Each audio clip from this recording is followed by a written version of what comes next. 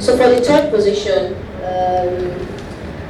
we have the National Orientation Agency with a total point of 63. Representative of NOA, please can you make a statement? Nigeria's Infrastructure Concession Regulatory Commission (ICRC) has come first place in the 2023 National Freedom of Information Compliance Ranking.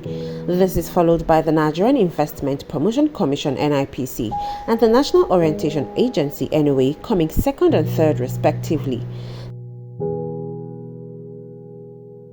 The ranking was held on September 28 in Abuja to commemorate the United Nations International Day for Universal Access to Information. So for this report, the ICIR filtered the ranking sheet by 15 points, which will be probably shared later as the course of the program goes on.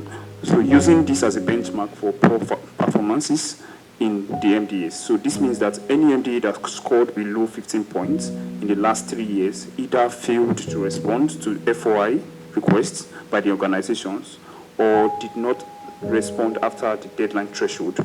Speaking about the impact, through the FOI requests and responses, we're able to, of course, get a number of the disclosed information in terms of public funds. We have been able to use that to know what is going on with the NOCOPO. We are able to know what is going on in the COVID fund. We are able to do a lot of reports and to put it out there to the public, how information in the government sector, how it is being, how funds are being used.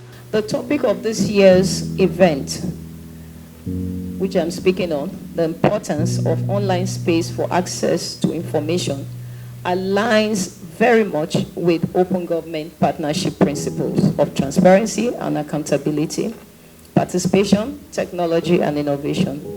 It is a lot more easier to get this information online.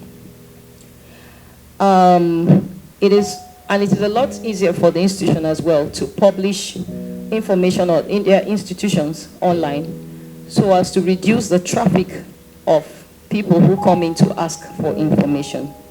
In 2011, former Nigerian President Goodluck Jonathan signed the FOI Act into law to make public records freely available to citizens. However, findings have shown that compliance to the FOI Act is still low among Nigeria's federal government institutions.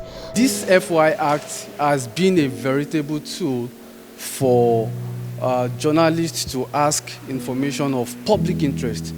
And once this feedback are gotten, then journalists can now push the information to the public domain for the general public to make use of.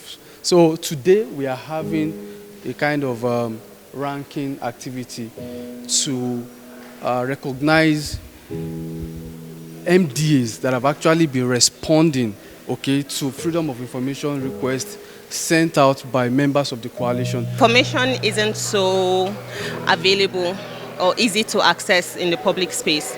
So for some institutions of government, they make information really available, like I had said earlier on. For example, NIPC, NIPC has updated up-to-date websites. They have their first quarter, second quarter reports as we speak. But that can be said for a lot of other institutions.